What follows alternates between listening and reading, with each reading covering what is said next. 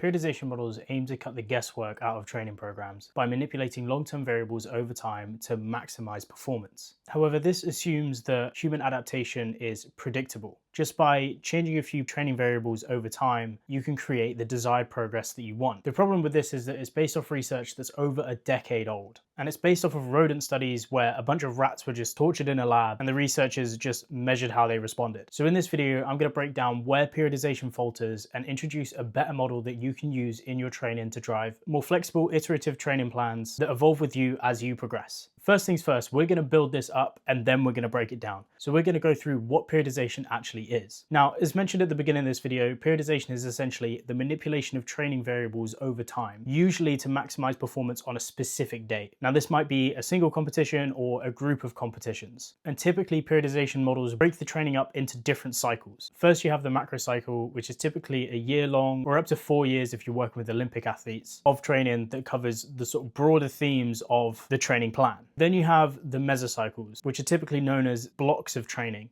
And within those mesocycles, you have the microcycles, which tend to last around about 1 to 2 weeks, but usually a week most of the time.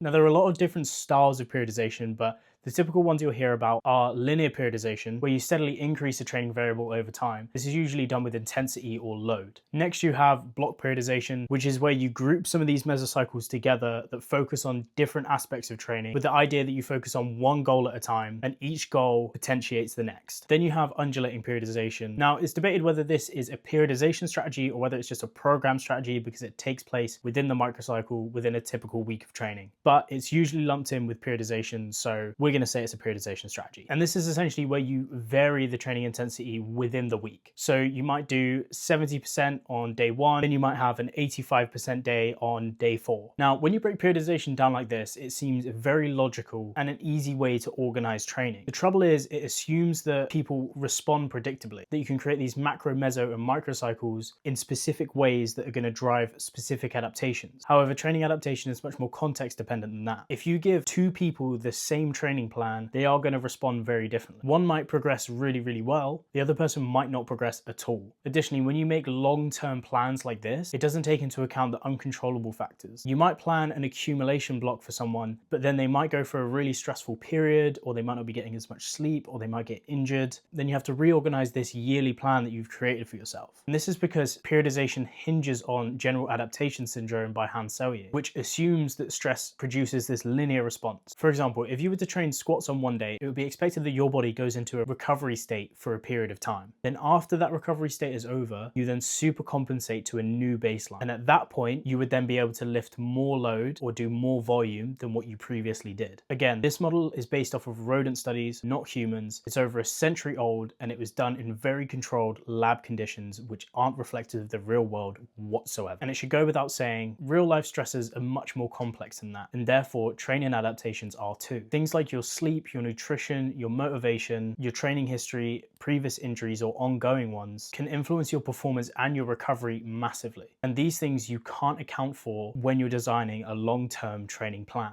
Also, some of these block-focused periodization models focus on a specific goal for a period of time. Now, if you have someone who has poor nutrition or poor sleep during that period, and you expect that to potentiate the next block, you're going to have a real problem. Because if you do a really heavy volume block, hoping that that will translate well into your strength block, but someone isn't able to keep up with that workload and they become slightly overtrained, then that strength block is arguably hampered by its previous training cycle. On top of that, you've just spent an entire 4 to 6 weeks doing no strength work. So when it comes to actually doing that strength block, you're having to rebuild the strength that you've lost because you haven't had exposure to higher intensities. Again, this just highlights that these textbook models don't really apply very well in the real world. And rigid adherence to a training plan can do more harm than good sometimes. Instead, you want a training plan that's able to absorb these messy external training factors and allow them to adjust the plan without sacrificing your progress. This is where the agile periodization model comes in. Now, this is developed by Mladen Jovanović. I'm probably not pronouncing his name right, but the idea is that you blend these top-down and these bottom-up approaches. Now, I haven't really spoken about bottom-up approaches much, but it's essentially building the program from the bottom up. So taking into account someone's training history, the equipment they've got available, their preferences, and what they respond well to. using them as a starting point to develop the plan, and also using some of these top-down approaches like periodization models to build a scaffold of a training plan. So instead of having rigid blocks strung out over an entire macro cycle, you would then create a global goal for a specific set period of time. But the main difference is you're going to add in points where you can review and reflect on how someone is responding to their training and update it going forward. So typically you wouldn't design a year-long macro cycle. You would focus on small sprints. So 1 to 2 weeks of training, and use that to gather information and then update it as you go along. And if you have specific competitions in mind, you might plan that this is when we need to be peaked for a competition. These are the specific qualities we need to get after, whether that is max strength, speed, power. But further out, you might focus on some things that take a little longer to develop. So that might be your aerobic base, muscle hypertrophy, and things like that. But the main difference here is you always keep a small dose of all of the qualities in the program year round. Let's say you have an accumulation block where you're focusing more on building muscle size. You still keep microdoses of strength work in there. So when it comes to developing those higher intensities again, you don't have to keep chasing your tail and try and rebuild the strength that you've lost because you haven't done it for 4 to 6 weeks. The benefit to this is that it makes training much more individual specific. As you're gathering the data, you're understanding what works and what doesn't work, and then trimming back on what you don't need and focusing on what is getting that athlete closer to their goals. So it's not that we're completely getting rid of these traditional models. We're using them in a way where they're used as more of a framework rather than a rigid plan that you have to stick to year on year, month to month, week to week. And within that, you have the chance to collect data from the athlete, from their training program, looking at things like their performance metrics, RPEs, and other subjective ratings that you might gather from that individual, and using those to update the plan moving forward. This doesn't just reflect the following week, it goes into the following meso or the following macro cycle. You might find that last year with an athlete, you did 2 sets, 90% 1RM to maintain some of their strength whilst they're focusing more on hypertrophy work. As you then transition into the strength block, you then found that that wasn't enough to maintain their strength as they move into those higher intensities. Therefore, the following year, when you go into a similar block again,